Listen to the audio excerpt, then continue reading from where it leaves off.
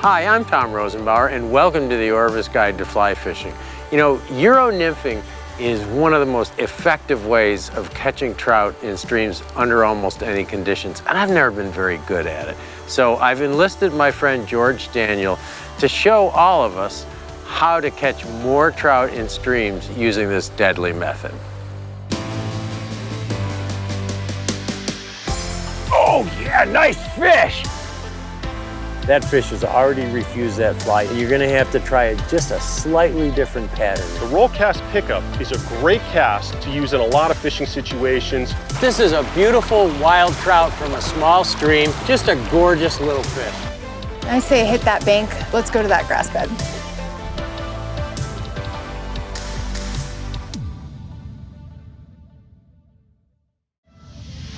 The Orvis Guide to Fly Fishing is supported by Orvis Fly Fishing, Adipose Boat Works, Global Rescue, Trout Unlimited, Oscar Blues Brewery.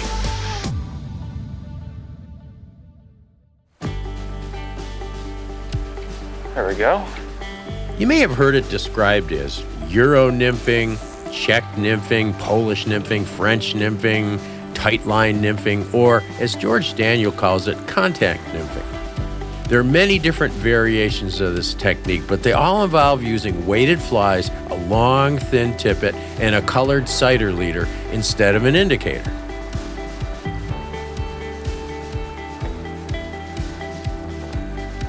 Day in and day out, fishing with nymphs is the most effective way to catch trout in any kind of water conditions. Euro nymphing is an especially efficient and effective way of fishing nymphs.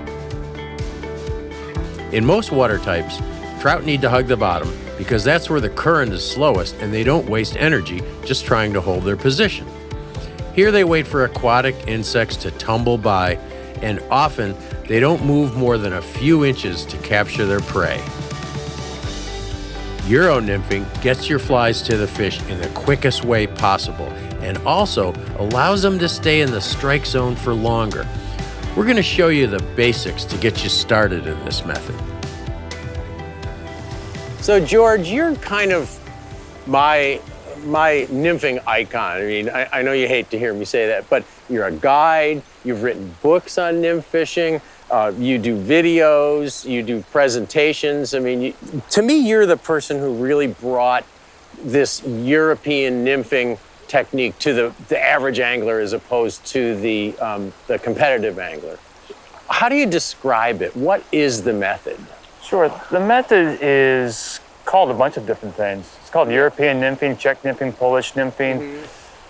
There's really no geography in fly fishing, so, but essentially, I call it contact nymphing, and the reason why I call it contact nymphing is that instead of putting an indicator on the water, what we are doing is using, in the middle part of our leader, a brightly colored piece of mono called a cider, and that's going to be our strike aid. And what we're going to be doing is using weighted flies for the most part, so we have a direct line of contact. We're not using shot usually. When you have shot, there's often a disconnect. Plus, shot, as you know, tangles. So what we're able to do is we're fishing the way of the fly, which creates a straight line from the rod tip to the nymph. And essentially, we're going to cast and we're going to just basically stay at front, lead the flies throughout the presentation.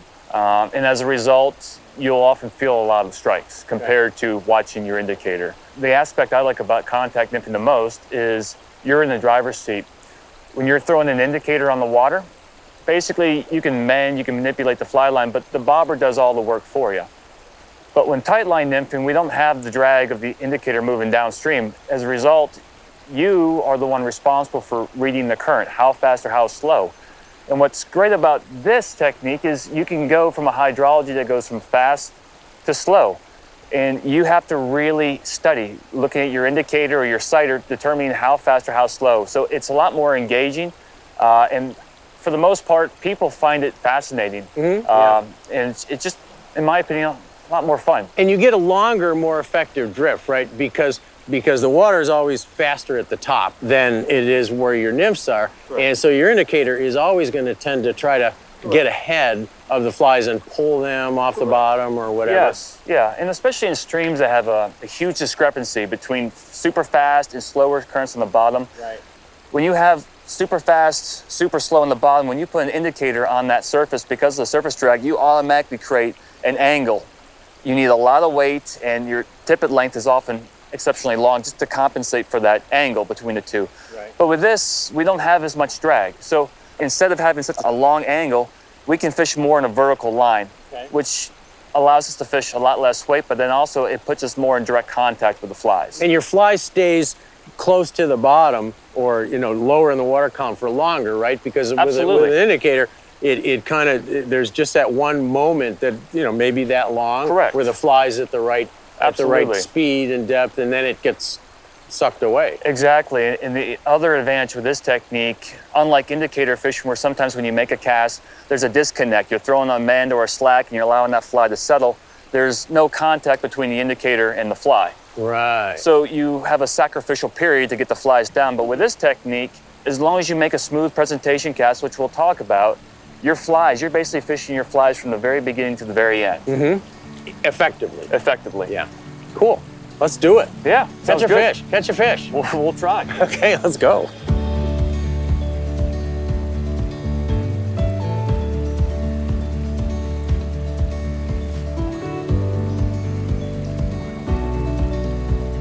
Well, Brookie.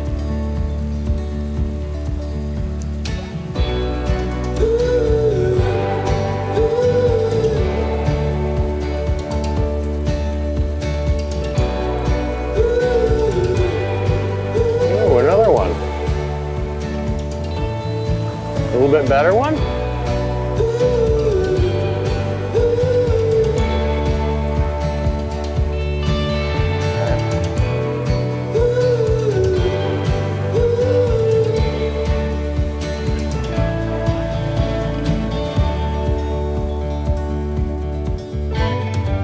Euro nymphing works best on shorter casts.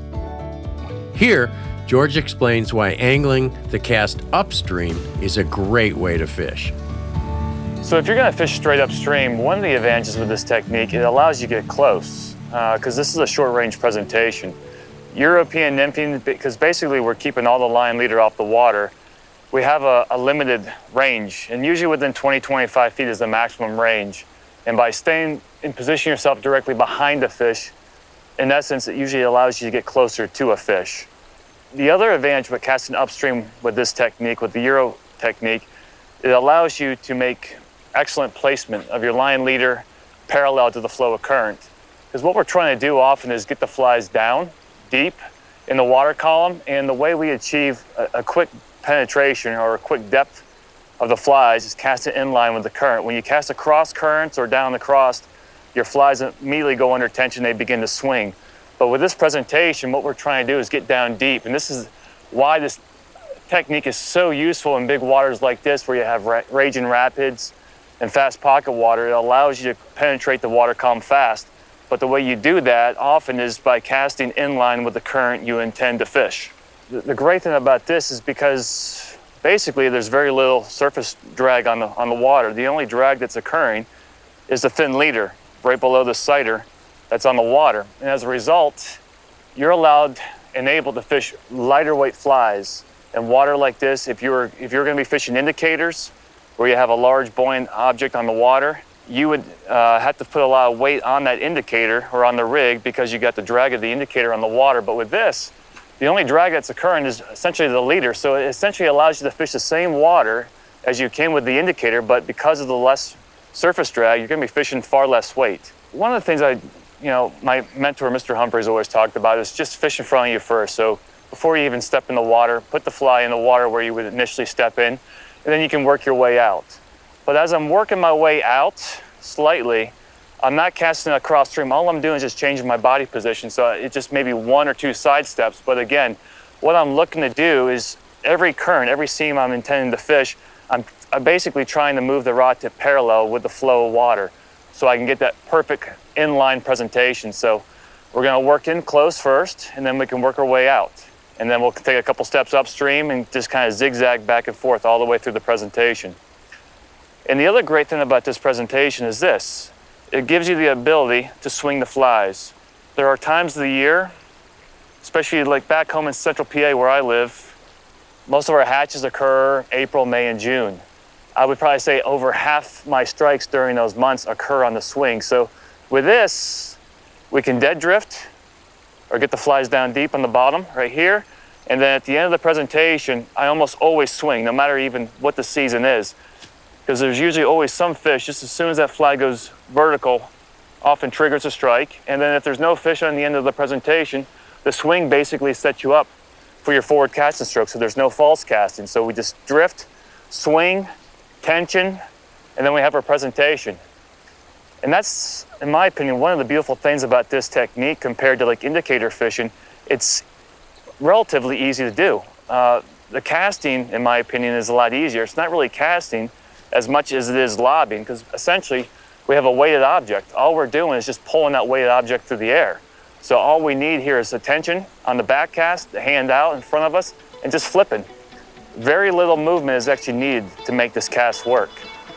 When George and I fished the Farmington River, we had tough conditions. The water was already high, and more rainstorms drove the levels up even higher. Not great conditions for fly fishing. All right, so we got a nice little pocket in here, right? We've heard there's some fish in here. Correct. Neither of us know this river well. Correct. Talk me through what you're going to do here in this little pocket. Sure. What we're seeing is some above average water flows. And what we're trying to do is just kind of hit some of the slower seams. Okay. And right now, right off the bank right here, you can just see there's a little shelf, but there's just a narrow little passage. It's just holding some softer water. And there's a deadfall immediately above us that's also creating some softer pockets. And we all know trout are looking for that salvation from the faster currents. So we're just going to go in there, hit some of these softer pockets, and then I'll eventually transition over and try to hit that soft water below that large boulder over there. Okay, so you're going to start straight upstream? Correct. Yep, start with the shallow and then kind of work my way out. Still, we caught some nice fish, proving how effective Euro nymphing is under any water conditions. We've given you a brief overview of Euro nymphing basics. Now let's get into more detail on how to rig up and fish and learn how anyone can use it to catch trout in a more reliable manner.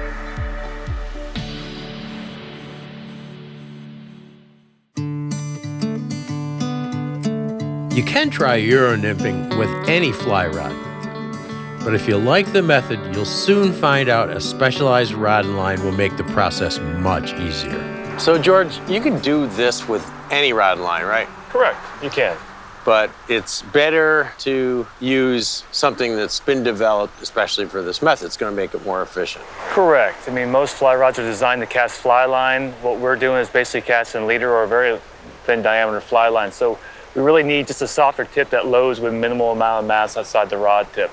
Soft tip, and then you have a stiffer butt to play fish and have Exactly. the power. So yeah, you can see the way this rod flexes that it's really tippy, really soft tippy. And it's going to be ultra sensitive. You will feel a lot more your strikes with this type of rod versus a traditional action rod. So that's pretty much it. But you could use any longer 9 to 10 foot rod if you wanted to, and it would work. Absolutely. Okay. We use a very, very thin line, and before, when I've done this with a kind of a standard rod like a 10-foot 3-weight or 4-weight, I used a leader that was twice as long as the rod, so that the line always stayed right here and didn't sag. Because I know when you have a heavier fly line, when you've got line out there, it sags, and then it pulls it back toward you. You don't want that. So you want a thin line, and we're using shorter leaders than I have before here because we don't need it, right? Because we've got that really thin fly line. Correct. The thin fly line is basically mimicking larger diameter monofilament. And if you do have to make a longer cast, you can put that line on the water and mend it. And Absolutely.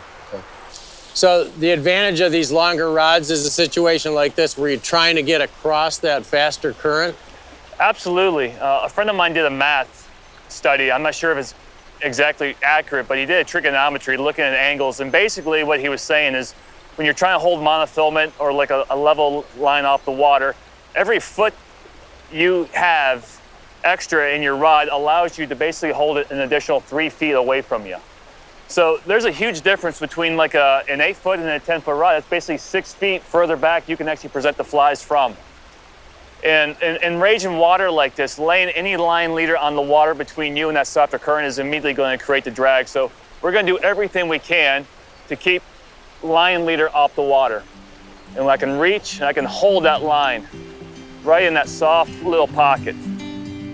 Although it's possible to hack away with any leader using this technique, it won't be easy or effective. A long leader that incorporates a sighter makes your fishing easier.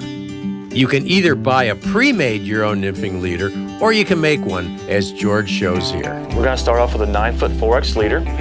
We're going to cut down to approximately the OX diameter on that leader. Off of that, we're going to add OX cider material. Multicolored cider material, about 20 to 24 inches. And we're going to do a blood knot. Every color change, we're going to do a blood knot to provide points of contrast to a tippet ring. That's it. And that's it. And then your tip's going to be 3 to 6 feet, depending on the speed and depth of the water. Okay. So all we're going to do is start off with basically a 9-foot 4X tapered leader. We're going to add an OX cider material. So we're going to run our hand down the leader, this 9-foot 4X leader, about 5 feet until we have the OX diameter in sight. Just eyeball this. We're just going to clip this off. All we're going to do is we're going to attach our 3-tone cider material, the OX to the OX. Now, what a lot of people will do is they'll cut these tags off flush. But one of the things I like to do with this is I actually leave your tags. So what we're going to do is leave a tag that's maybe anywhere from like a 1/2 inch to 3/4 inch, right there. And when you look at this from a side angle profile, it's going to be a lot easier sometimes by just even having those little tags off to either side, just giving you a better visual. And at every color change, just do a blood knot.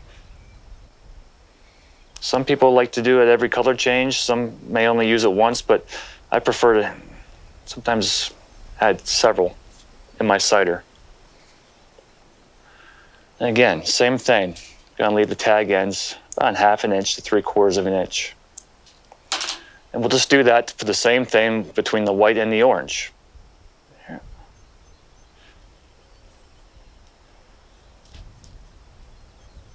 So our tippet, our cider is going to be 20, 24 inches in length. Now we're just going to add a tippet ring. This is just a standard tippet ring. I think that this one's about 2.5 millimeter approximately. Doesn't have to be exact. And one of the things we want to do when we're nymph fishing is have a thin diameter tippet immediately off the indicator. The thinner the diameter tippet, the quicker the sink rate. And then also a tippet, as you know, that's level in diameter is going to sink at a uniform rate rather than unevenly. So off this tippet ring, I have an OX, but I can go straight from OX to a 6X or a 7X tippet because I have this connection between the tippet ring. The other thing I like about this, and this is not going to kill lice, or one of the things I like about the tippet ring is it allows you to create a long-lasting leader because every time you attach tippet, you attach it directly to the ring. You never cut back on the leader. So like where I fish, for example, in central PA, it's a cloudy location. We don't get a whole lot of UV, a lot of sunlight. I'll have leaders that will last me literally 6 to 9 months before the UV breaks it down. So the tippet ring is great for allowing an angler to keep a leader for a long time. So that's just a basic leader. Again, we're just starting off with a 9-foot 4X leader, cutting back about 4 feet to the OX diameter, and then just attaching our 3 color tone cider materials. And at each color change, we're going to do a blood knot, provide points of contrast, but then also to add tag ends so we can float the cider at a distance, followed by the tippet ring, and then to our tippet. And then the tippet, depending on the conditions, you can range anywhere from 3 feet all the way to 7 or 8 feet, depending on the depth of the water that you're fishing. But right there is kind of the basic leader formula that is going to get you started. Tippet and droppers often confuse people, but the concept is quite simple, as George tells us here. Tippet length is determined really by how close you're going to be fishing to you, and also the depth of the water. If I'm fishing up close and I'm fishing 3 foot of water on average, and we're going to be fishing basically underneath the rod tip, my tippet length is going to be about 4 feet. if I'm fishing big water, like on the Farmington, where I can't get up on the fish, but I have to cast further out and at an angle. Right. Usually the tippet length's going to be about twice the length of the average depth that I'm fishing. And 4, 5, 6X, depending on the size of the flies in the water. And Correct. Normally 4X is pretty good in basically high water. Normally back home, normally 5X, 6X is probably my go-to diameters. And we have the clinch knot with our OX cider material.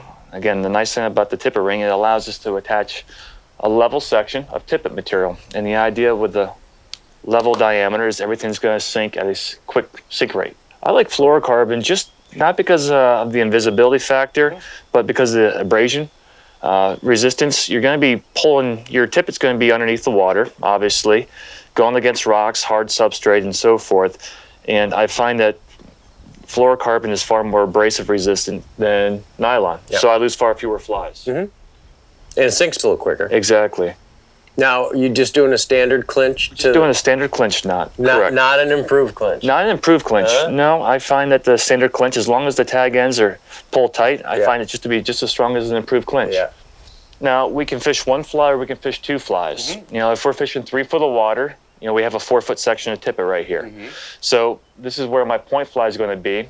If I want to add a second fly, I start off with 4 feet, and then what I'm going to do is just run my hand up the leader to wherever I want to add a dropper.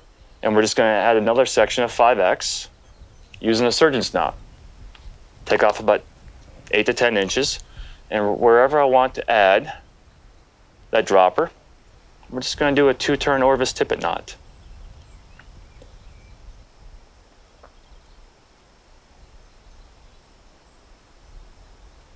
That's it. That's your upper fly, or your dropper? That's my upper fly. And your point fly is on the end there. And eventually, if you change your flies enough with the dropper, all you need to do is just, when this gets short and stubby, just trim this off. And you can pull off another section of 4 or 5X. And then you can basically do a clinch knot. Around the standing part? Around the stand part and slide it down.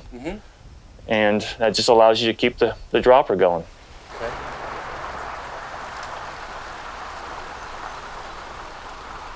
Is a rainbow, and it took the upper fly, which is an ugly purple nymph with a pink bead at the head. More of what you'd think of as a rainbow fly instead of the mop fly.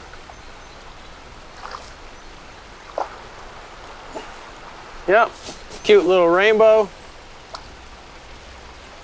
Looks like it could be a wild fish too. It has nice colors on it, clean fins.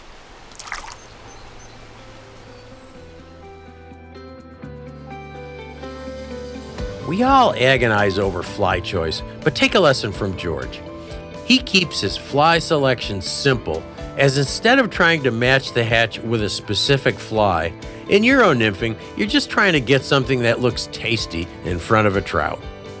It's much more about getting the fly down to the fish with depth control than it is about using the perfect fly pattern. But George, talk a little bit about the flies used. Now, you can theoretically use any heavily weighted fly for this, right? They don't have to be tied on jig hooks. You can use a standard BEAD-HEAD Prince or whatever for this kind of fishing. But a lot of people use specialized flies. Actually, they're not specialized. They're more generic patterns, right? They're kind of almost nymph attractors. Exactly. How do you rationalize what fly to pick? Basically, what I'm looking at is I fish about a dozen styles of flies, no matter where I go. I just have some varieties of pheasant tails, hare's ears to cover most of my mayfly imitations. I have some soft tackle patterns to imitate some caddis, along with some case caddis. Obviously, I have worms and what they refer to as junk flies for dirty water conditions or any time where fish are actually feeding on floating worms. Right. For the most part, I'm looking at a fly more from a depth standpoint. Okay. I weight my flies according to 3 distinct weight classes. Most of my flies in the heavier section here are tied with a 5/32 bead. Tungsten. This next one is tied with a 7/64, one size smaller, and the next box is tied with a 3/32. Okay. So right there, I have 3 ways of adjusting my depth. Most of the time, I put the heavier fly on the point. Putting the heavier fly on the point keeps a the entire rig tight, from the rod tip to the nymph. Also, when you fish, have your fly in the point, the lighter weight fly on the dropper, you're fishing 2 distinct levels in the presentation. So keeps it tight, and you fish 2 levels. George, we talked a bit about weight in flies, and are there other considerations regarding the profile of the fly for getting it down? Absolutely. What we're trying to go for the most part, is just trying to create as thin and as dense of a body as possible that's just going to quickly penetrate through the water column to achieve depth. And sometimes you obviously want the fuzzy flies floating more in the water column for emergers, but anytime you're looking to achieve a deep drift as close to the bottom, try to strive for thin and dense bodies. Okay, what would you consider a thin and dense fly? This is a style of fly called the PERDIGON.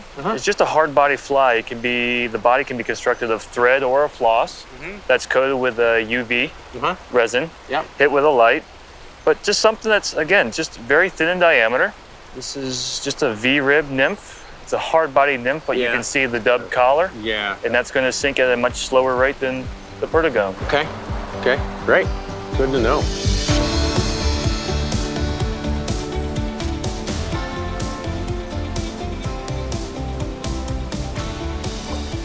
Oh, it's had to get out there in that fast water, try to get towards the thaw wag.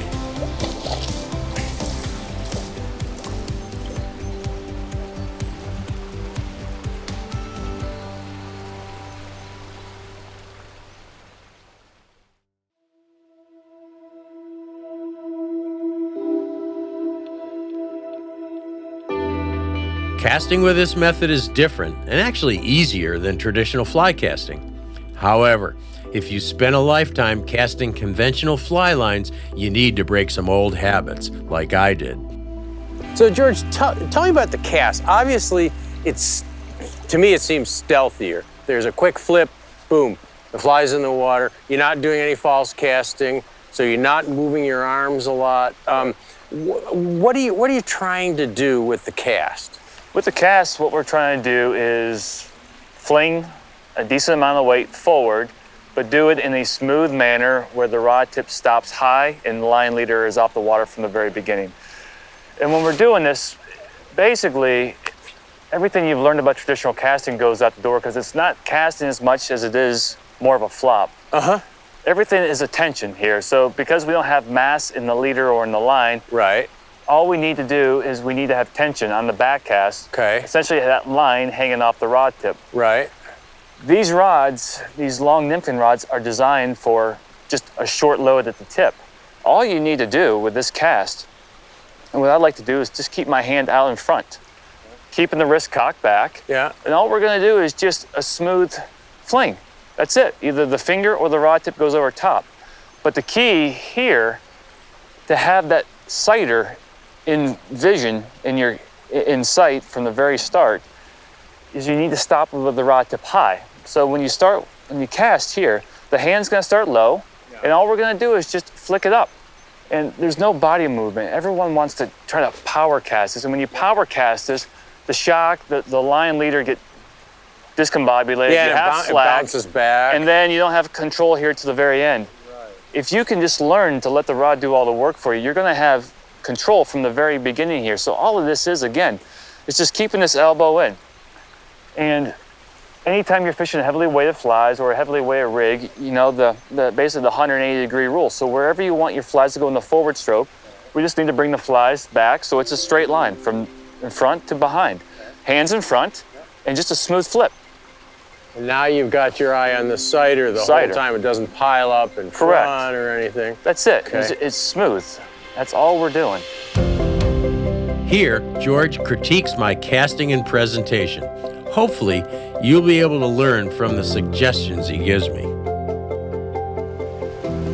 So George, we've had little gusts of wind here, and you know, keeping the rod high, it starts to blow the sighter around, and starts to feel a little like things aren't happening right when the wind blows. What do you do? I mean, what do you do when you got a sail out there underneath your rod tip? Well, there's at least two things we can do. One is, obviously wind is the biggest nemesis to the tight line or contact nymph angler. the first thing we can do is just making sure that we maintain some degree of tension from the very start of the cast to the leading of the flies.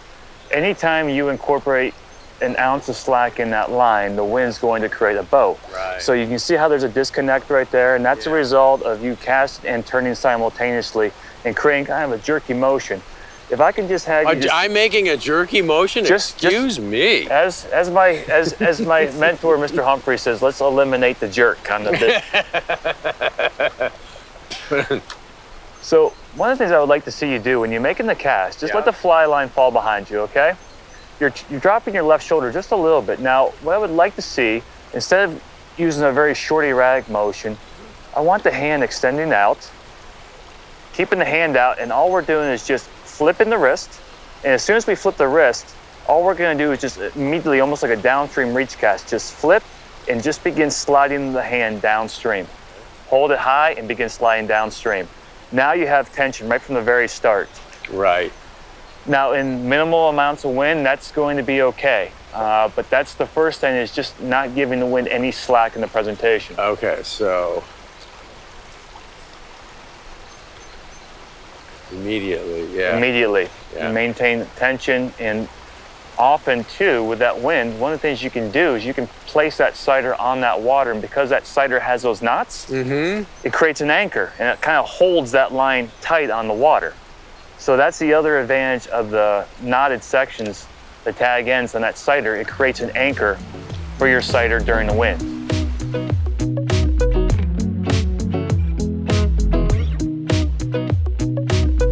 And the big part after the cast is made is kind of the line control, because sometimes all you're looking for is just a little hesitation in that sighter. Yeah. And what happens, the biggest complaint about tight line nymphing is people will make a cast and they hold their hand all the way out. Yeah. And I don't care how old you are or how great a shape you're in about 20 minutes of doing that, your shoulder is going to be burning. Yeah. And your hand's going to be shaking. And when That's what I've been doing. Yeah. So all we need to do, one of my favorite things to do, as long as you can get fairly close, is just use your hips. So once I make the cast, I flip, but I keep my elbow locked in. This is a very comfortable position. Okay. And all we're going to do now is just actually utilize the hips and the shoulders to rotate. So I'm using a larger muscle to lead the flies while my hand is in a comfortable position. Okay. And what you'll see So here, your rod tip is going to be cocked up. and all I'm doing now is just rotate it, but you can see how smooth and controlled that sighter is during the presentation. Yep. And any hesitation on that sighter, I know, is the reason I set the hook. Okay. Now sometimes I know you kind of sort of make a false cast, or you dump it in the water behind you. Yeah. So sometimes, again, it's all about your angles. Right. If your presentation ends here and I want to cast straight across, all I'm going to do is, that's all I'm doing is just changing my dumping anchor. it behind you to get some tension on it. Just changing my anchor point. Okay. So I can make the cast. Okay. That's it, huh? Yeah, and the other... It's a flip of the wrist. The flip of the wrist. And the other thing we can do too, instead of doing a highly overpowered tuck, where we're throwing shock in there, one of the ways we can increase the speed that the flies enter the water is by just simply hauling on the line. So it's just, again, it's a smooth flip, but all I'm gonna do is just haul. And you can see how those flies just drop like a rock now. So the haul, what does the haul do? The haul help is you just, on a little bit longer cast? The haul, it can give you a little bit longer cast, but what it's gonna do is gonna speed up the presentation of the flies entering the water, allowing the flies. So, and you go, when you go... So it pushes them down in more. Exactly. So in skinny water, Yep. My flip might just be a smooth, just subtle flip like that, because I don't want my flies to enter too fast. Right. And then when I go into deeper water, and I want my flies to get down fast, I'm going to incorporate the haul. That same, but so just that gives you the tuck. Exactly. And the flies come in kind of under the sighter, so Exactly. that they get buried quickly. So those are, instead of adding weight or going to a heavier fly, the first thing I like to do when I'm making a depth present change is just changing the speed that my flies enter the water column. Okay. Part of line control is to know how fast to retrieve line as the flies drift. George alternates between a hand twist retrieve and normal line stripping. I notice you like to hand twist the line as it comes back. I do in these slower pockets. The hand and twist gives you a lot more control, in my opinion. And I like having my hands in front of me, so often, just like a strip set, so if a fish does strike, I also have the line hand and also the rod to set the hook. Okay. Sometimes in faster water, if you have a faster current, I'll make 1 or 2 long strips with the line hand, get in control, and then as the drift slows down, then go into a slow, steady hand and twist retrieve. Okay. The thing I like about the hand and twist retrieve as well is we're fishing jig flies. So one of the things we can do actually with the rod tip, without jigging with the rod tip, I can actually overpower the hand. Just like this, I can literally jig the flies with my hand. You can see how that sighter is bouncing up and down. Yeah. And all I'm doing is just animating those flies. But they're staying in the same current lane, Correct. so they're not looking like they're dragging or anything. Exactly. One of the downfalls with the rod tip when you jig up is you put slack in there and the flies have to drop. But you're exactly right. You can pop it in there, and then I can basically manipulate the line hand, and I can manipulate those flies, move the flies, but still keep them in the water column. One of the fine points I didn't catch on to right away is that in order to stay in tight control of the flies at all times, you need to lead the downstream progress of the flies with your rod tip. Otherwise, you'll develop slack and won't detect strikes. I mean, start low. You're starting way too high. Low, pitch it up. There you go. Now you need to strip in the line, quick strip, now lead. Just like lead, quick downstream reach. There you go. Oh, okay. Oh, I didn't realize you needed to be ahead of it that much. Yep, absolutely. Now you're in the ball game. And in deep water, you need to develop some slack first. So at times, a lower rod tip earlier in the drift can help. But George, what am I doing wrong here? It just doesn't feel right. So It doesn't feel like I'm always getting down and... the one thing I would just change, it's nothing wrong, but we just need to switch based on the conditions. You see how when you're making the cast, you're immediately pulling back on the rod tip. Yep. You're engaged, you're creating tension. We got deep water, Okay. dirty water, fish are on the bottom, so we need basically a sacrificial period of time to get our flies down a little sooner up there rather than here. Okay. So when you cast, Yep. don't immediately lift up with the rod tip, but instead just make the cast, but then just point the rod tip towards the sighter and actually hold the rod tip and draw in the line with the line hand. You'll Okay. let that sighter drop a little bit, and then you can engage with the rod tip moving downstream. Okay, so... Point, draw a little bit of line, now elevate. Now we're ticking bottom a little sooner, a little higher up, and we have control from the very start to the bottom.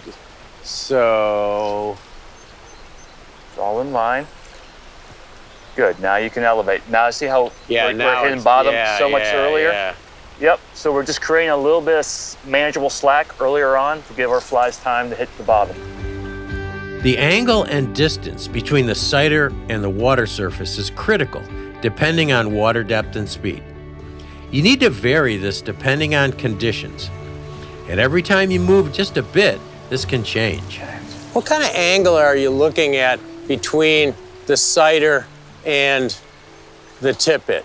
So, like right now, I'm trying to start higher and then I'm gonna work my way lower, but we have kind of a fairly middle grade stream right here. So we go from shallow to a little deeper. So initially when I'm making my cast, my sighter's gonna be at a shallower angle in the skinnier water, which means my flies are shallow. But as soon as I go into this drop off, I'm gonna be elevating my rod tip so my sighter goes a little more vertical, which tells me my flies are gonna be a little deeper in the water column. So you're elevating the rod we're gonna tip. elevate here just a little bit. We're gonna begin leading the flies immediately here in the fairly shallow, and then as soon as we go into that drop off, we can go vertical.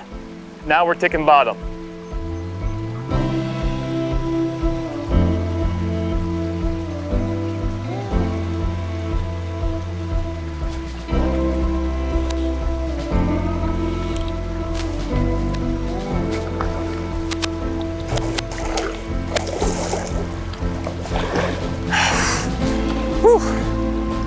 It was a nice gradual drop off. It went from light to dark.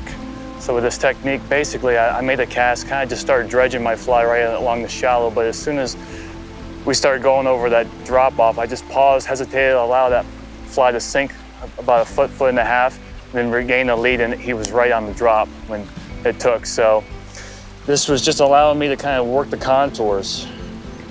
And what a nice, man, this is such a gorgeous fish.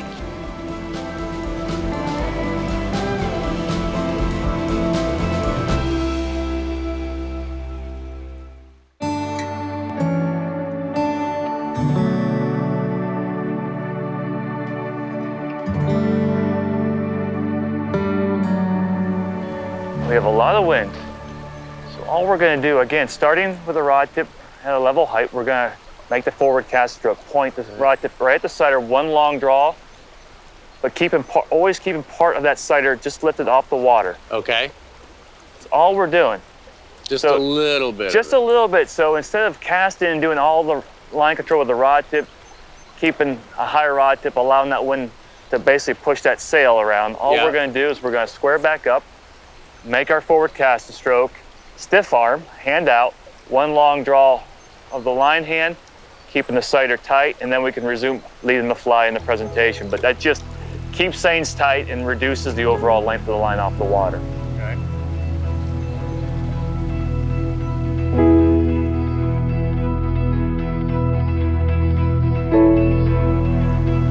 So George, how do you tell the difference between bottom and a strike? Because they're both a hesitation, right? They're both a hesitation, and to be honest with you, I think still the best anglers in the world are not able to always distinguish between the two. Okay. The big thing is having confidence in the weight of your rig. If you have too much weight on there and you're constantly hitting bottom, you know, for me, I like to hit bottom maybe like 2 or 3 out of every 10 presentations where I'm kind of snagging on the bottom. That seems to be a nice ratio. Okay. So when the fly does hit or hesitate, or the sighter hesitates, I know the set. But if my fly is snagging the bottom each and every time, I quickly lose confidence in setting the hook. So that you hold the rod a little higher then? Correct, and that's the great thing about with this technique is all you need to do is essentially your sighter, this colored piece of monofilament that we're using, we could use it as a depth gauge. So just kind of figure out how high or the angle your sighter's off the water. And if you're snagging bottom on a regular basis, all you need to do is just basically hold it a little higher, just work in smaller increments. Okay.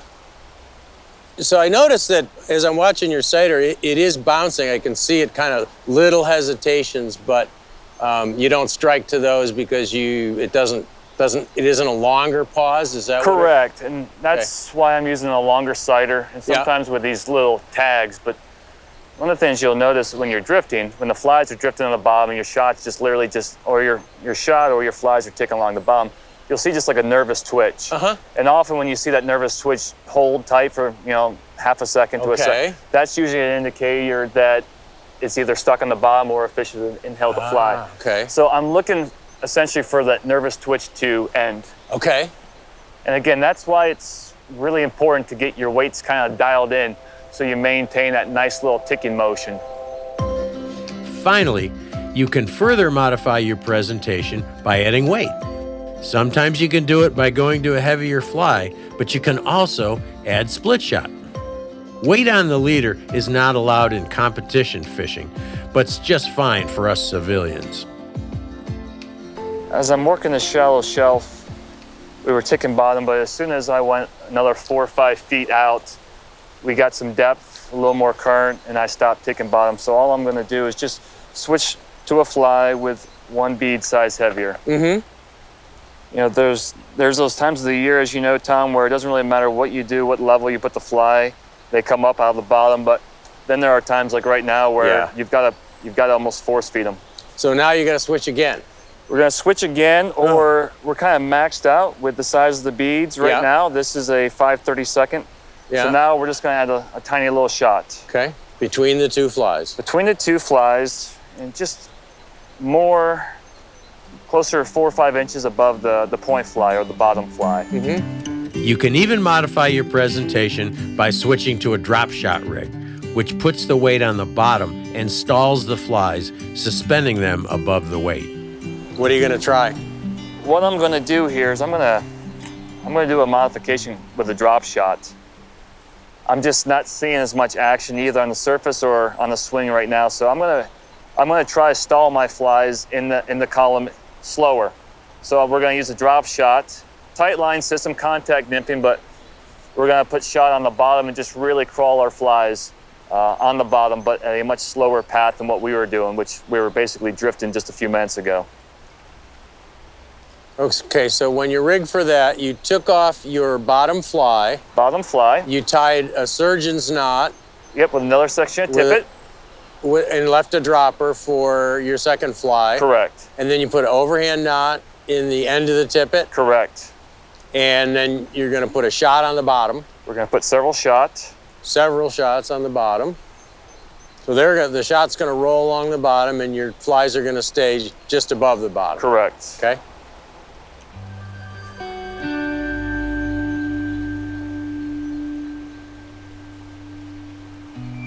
So anytime you are fishing a drop shot technique with a lot of weight or a very heavy point fly, the amount of tension between the rod tip and the fly is immense.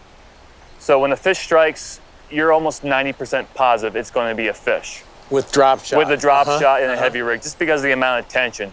So right here, you can really, with the amount of weight that I'm using right now, we can basically feel our way through this whole situation, knowing when the fish strikes versus when bottom occurs. Learning to catch trout with the Euro Nymphing technique is almost like learning to fish all over again. And I really enjoyed learning a new skill and getting outside of my comfort zone. With George's guidance, I finally put it all together in conditions where I never would have thought I'd be very successful. There's a fish. There we go. There's a nice, decent fish by the head shakes. In this heavy water, this riffle dumping in here. Little soft water on the side here. I was hoping there'd be something sitting in here, and there was. Took the mop fly, which has been the deadly fly for all of us. Nice little brown trout. Barbless hook on the roof of the mouth, so we'll just grab him here, keep him in the water, and take that barbless hook out of his mouth. Beautiful fish. Beautiful little fish. You all right, buddy?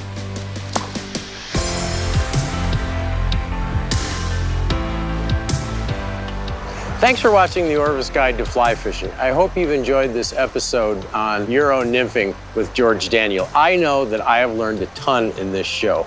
And I know that I'm going to be able to go out on a river and use this technique when things are tough and have a lot more confidence in catching fish. I really feel a lot better about it.